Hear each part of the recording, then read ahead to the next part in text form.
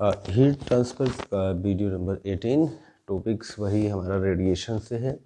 इसमें हेडिंग से हमारा इस बार उत्सर्जन एवं उत्सर्जन क्षमता यानी इमिशन एंड इमिशन पावर। ठीक है, उत्सर्जन की जो क्षमता है यानी किसी परत द्वारा जो विकिरण आपतित होता है उससे जो भाग उत्सर्जित हो जाता है उसकी क्षमता कहते हैं, यानी उसे उत्सर्जकता कहा जाता है। ठीक है, इस घटना को उत्सर्जन या और उस क्षमता को उत्सर्जन क्षमता कहा जाता है। ये तो होगी जनरल सी लैंग्वेज, परंतु जो लिखेंगे हम उसके बारे में बताते हैं। यानी कि किसी पृष्ठ के एकांक क्षेत्रफल द्वारा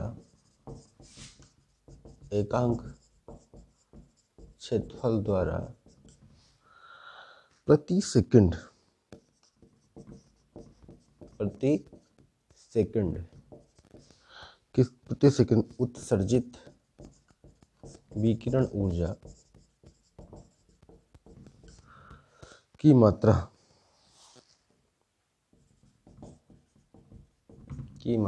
यानी किसी पृष्ठ के एकांक क्षेत्रफल द्वारा प्रति सेकंड उत्सर्जित विकिरण ऊर्जा की मात्रा को उस पृष्ठ की उत्सर्जन क्षमता कहते हैं। उत्सर्जन क्षमता यानी इमिशन पावर कहते हैं तथा स्मॉल ई से प्रदर्शित करते हैं। यानी कि पृष्ठ द्वारा जो उत्सर्जन हो रहा है यानी कि ऊष्मा बाहर जा रही है। ठीक है, अवशोषण किया था जिसको हम पृष्ठ अब्जॉर्ब कर रहा था, और उत्सर्जन यानी कि उससे बाहर लेना। देखिएगा, एक मान लिया जैसे कोई धातु है, ठीक है, छोटा सा एग्जाम्पल्स हो सकता है। हमारे सूर्य है, सनलाइट से कोई किरण आ रही है, इस किरण को हम कहते हैं आपतित किरण। क्या कहेंगे? आपतित किरण। ठीक, कुछ भाग ऐसा है कि डायरेक्ट बाहर चला जाएगा, यानी कि इसमें टच करेगा और इसमें एंट्री नहीं करता, उसको क्या कहते हैं हम? परावर्तित किरण। यानी कि उसे टकराई, पृष्ठ से टकराई और बाहर चली गई, तो वह पार्ट होगा परावर्तित किरण।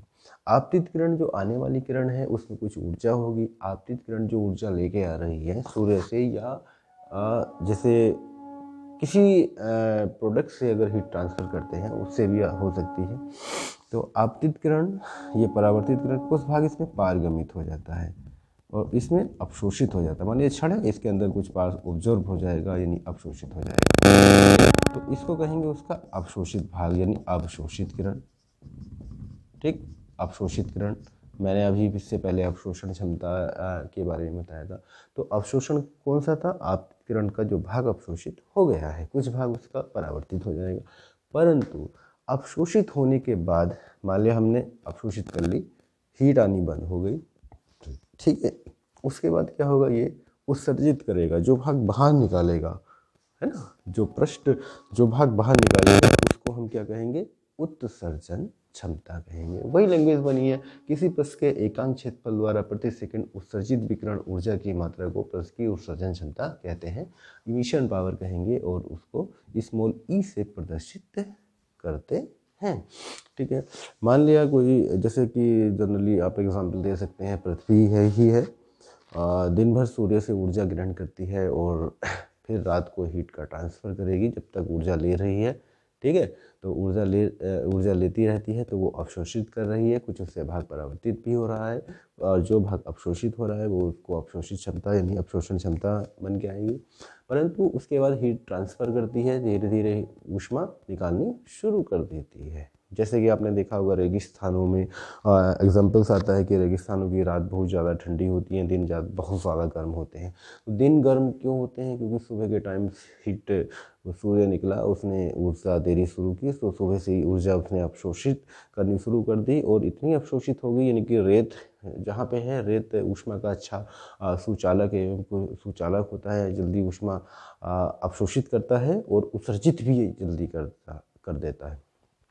तो वो दिन में बहुत जल्दी ऊष्मा अवशोषित करेगा, अवशोषित करने के बाद जल्दी से हीट हो जाएगा, जल्दी से गर्म हो जाता है। परंतु फिर जैसे ही नाइट होगी वो ऊर्जा को क्या करना शुरू कर देगा?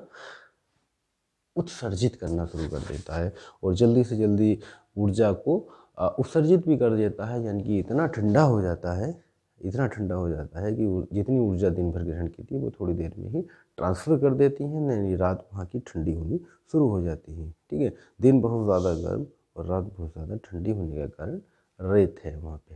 ठीक है, यानी कि जनरल मेटल्स हैं, जहाँ पे कुछ मेटल्स हैं, जैसे लोहा देखेंगे आप, गर्मियों में गर्म हो जाता है, ठंडियों में ठंडा हो जाता है, तो वही है, हीट पर डिपेंड है, परंतु लकड़ी ऊष्मा का कुछ अलग है, तो इसका इफेक्ट नहीं होता है। ठीक है, तो वो डिपेंडिंग करता है इनकी अवशोषण क्षमता, उत्सर्जन क्षमता पर। इन पॉइंट्स पर आगे विचार करेंगे। अभी हमारा हेड पॉइंट चल रहा था उत्सर्जन क्षमता। मैंने उत्सर्जन क्षमता का लैंग्वेज तो लिखा दिया है, इसका फॉर्मूला नहीं बताया है। तो ई बराबर होता है, उत्सर्जन क्षमता कहते हैं ई, उत्सर्जन क्षमता ई बराबर पृष्ठ से उत्सर्जित विकिरण की मात्रा, पृष्ठ से उत्सर्जित विकिरण की मात्रा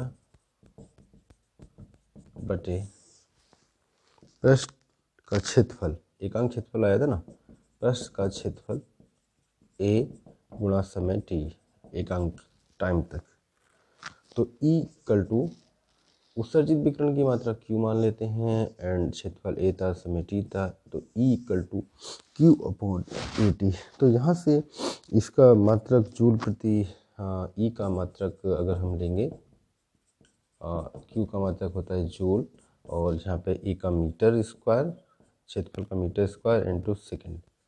ठीक है, जूल प्रति मीटर स्क्वायर। तो E equal to Q upon AT काफ़ी अच्छा फॉर्मूला बनेगा, या Q इक्वल टू EAT, काफ़ी हम यूज करेंगे इसको, Q इक्वल टू EAT। तो E equal to Q upon AT numericals में यूज आएगा ये। ठीक है, तो ध्यान रखेंगे।